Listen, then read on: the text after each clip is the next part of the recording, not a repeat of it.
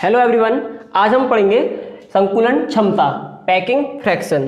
तो इसको पढ़ने से पहले मैं आपको कुछ बेसिक इसके बारे में समझा दे रहा हूँ। ठीक है, होता क्या है देखो, जैसे कि हमारी कोई भी यूनिट सेल है, जैसे कि हम पढ़ चुके हैं कि यूनिट सेल होती है एक हमारी, जिसको हम बोलते हैं इकाई सेल। तो इकाई सेल में जितने भी हमारे अवयवी कण जो होते हैं, ठीक है, उन अवयवी कणों के द्वारा कितना स्थान घेरा गया है, वो भी परसेंट के रूप में, फ्रैक्शन के रूप में।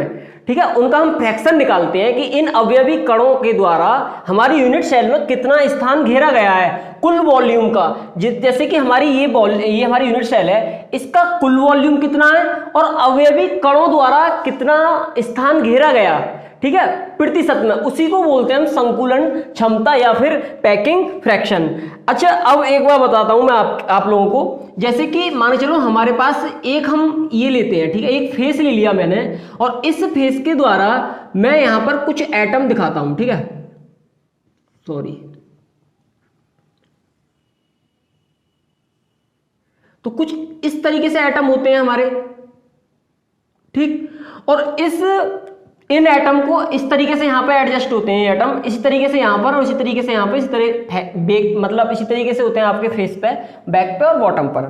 तो होता क्या है, ये वाला जो हमारा खाली स्थान रह जाता है, ये इसको बोलते हैं हम वॉइड या फिर बोले तो रिक्तियां। ठीक है, हिंदी में बोलते हैं रिक्तियां। तो हमारी जो रिक्तियां खाली रहती है, इसको हम बोलते हैं वॉइड्स।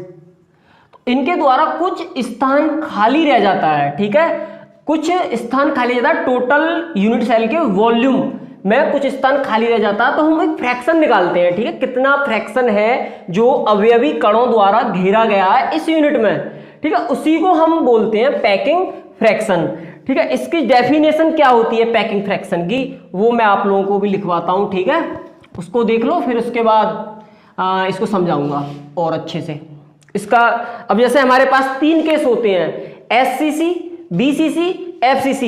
हम देखेंगे कि इन तीनों के केस में कितनी पैकिंग फ्रैक्शन होती है अवयवी कणों के द्वारा। एक मतलब SCC यूनिट में एक SCC वाली यूनिट मतलब बनाएंगे हम यूनिट सेल, और एक BCC वाली और एक FCC वाली, उनमें देखेंगे हम कि अवयवी कणों के द्वारा कितना स्थान घेरा गया है। तो देखो, सबसे पहले संकुलन क्षमता की डेफिनेशन देख लो। तो अब इसकी संकुलन क्षमता की परिभाषा क्या है, इसको देख लो। एकक कोष्ठका में कुल उपलब्ध स्थान का वह प्रतिशत जो कणों द्वारा घेरा गया है, वह उसकी संकुलन क्षमता कहलाती है। इसे P से निरूपित किया जाता है। मतलब ये बोल रहा है कि जितने हमारी कोई यूनिट सेल होगी, ठीक है, कोई यूनिट सेल होगी, उस यूनिट सेल में जितना भी उसका स्थान है, कुल स्थान, और जो अणु और जो कण है हमारे, उनके द्वारा कितना स्थान घेरा गया है परसेंट में, उसको निकाल लेते हैं, वो इसकी क्या होती है, संकुलन क्षमता कहलाती है। तो देखो, संकुलन क्षमता हम किस तरीके से डेफिनेशन लिखेंगे, वो इसका फॉर्मूला क्या है, संकुलन क्षमता बराबर होता है अवयवी कणों द्वारा घेरा गया आयतन डिवाइड बाय इकाई सेल का कुल आयतन, और मल्टीप्लाई 100 से कर दो तो क्या निकल आएगी, उसकी परसेंट निकल आती है।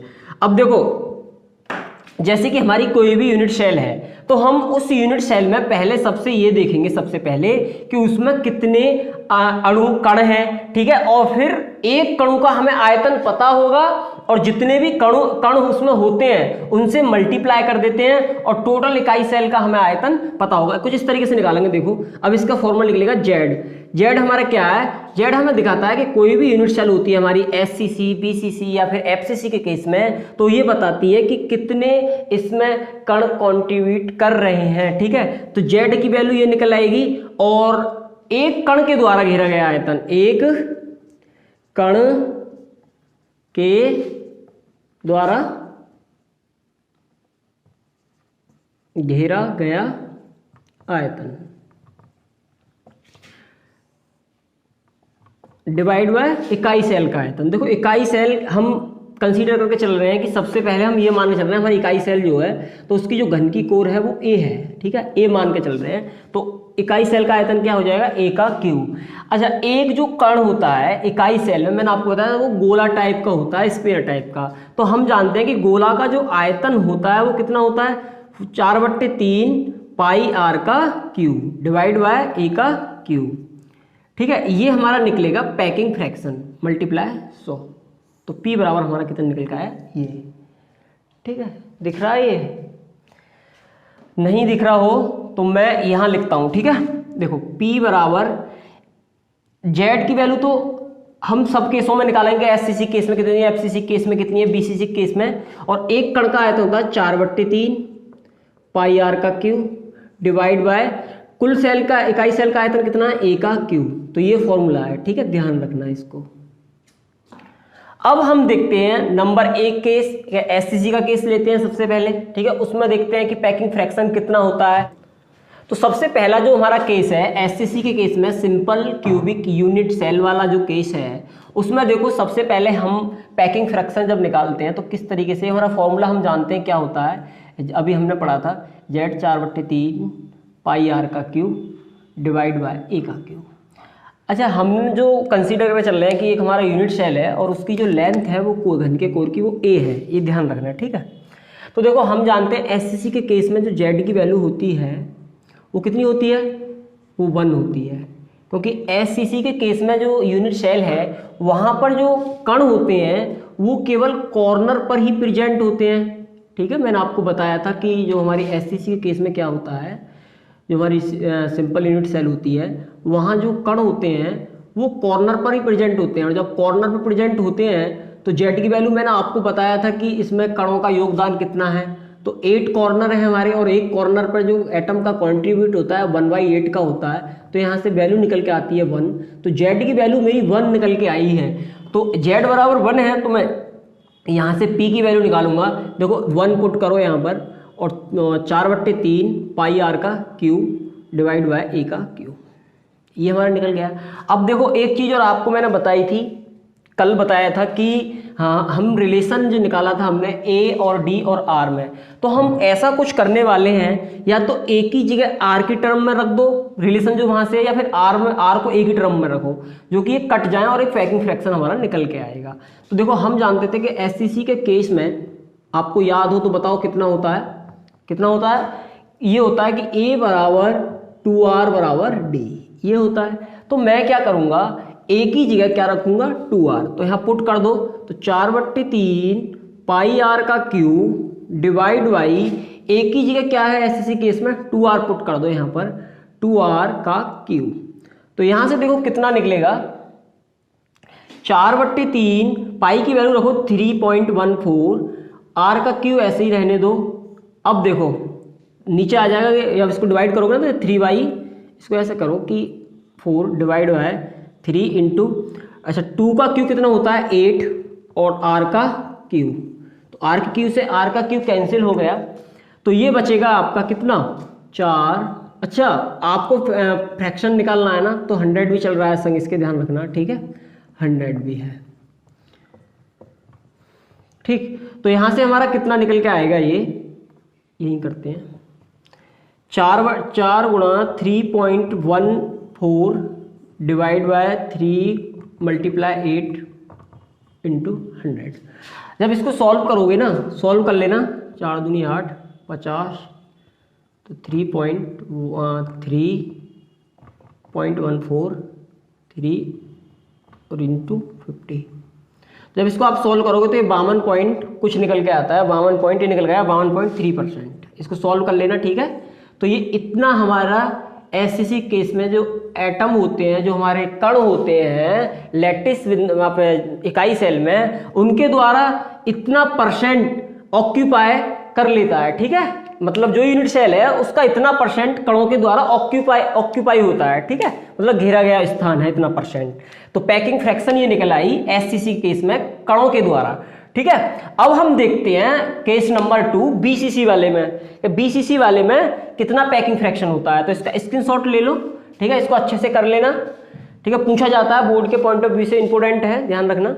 अच्छा, हमारा अब केस नंबर 3 है, केस नंबर 2 है BCC। तो BCC के केस में हम जानते हैं कि Z की वैल्यू कितनी होती है 2। ये सब मैं करा चुका हूं, आप पीछे वाली वीडियो में देख लो। ठीक है, और आपके नोट्स में शायद लिखा होगा, देख लेना, ये मैं बता चुका हूं Z की वैल्यू 2 होती है।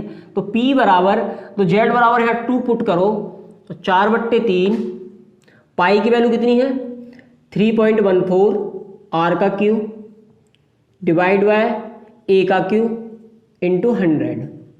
तो देखो BCC के केस में हमने कल बताया था एक रिलेशन होता है 4R इक्वल √3 इंटू ए। ठीक है, ये रिलेशन कल हम बता चुके हैं ए और आर में। तो यहाँ से आप आर की वैल्यू निकाल लो तो √3 इंटू 4 इंटू ए निकल के आएगा।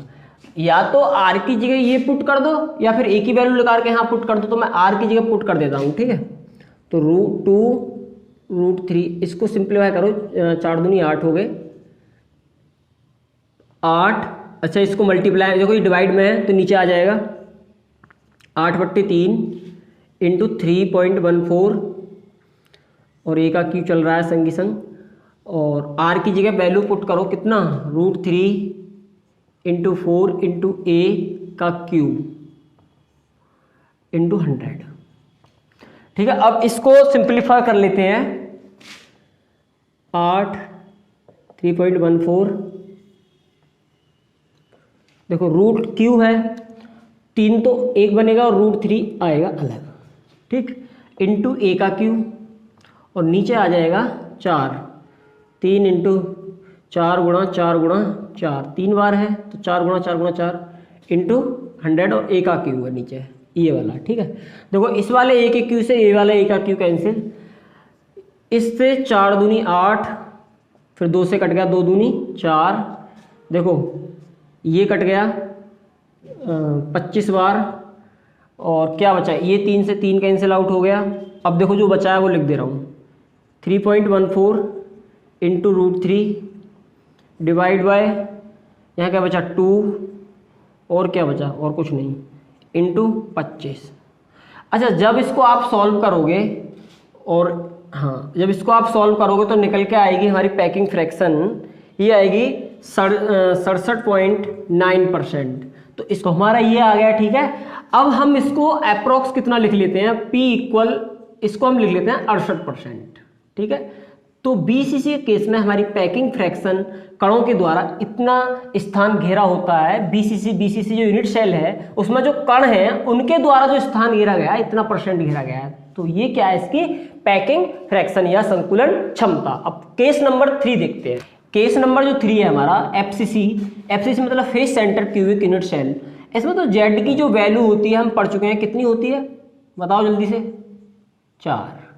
क्योंकि देखो कॉर्नर पे होते हैं, फेस पर होते हैं, फेस होते हैं 6 हमारे, और हर एक फेस पे जो एक एटम का कंट्रीब्यूशन होता है वो 1/2 का होता है और कॉर्नर पे 1/8 का। तो कॉर्नर पे तो 1 एटम आएगा हमारा निकल के और फेस पे 3 आएंगे, तो कितना आएगा Z की वैल्यू 4। मैं देखो पीछे वाली वीडियो में बता चुका हूं, वहां से आप जाके देख लेना।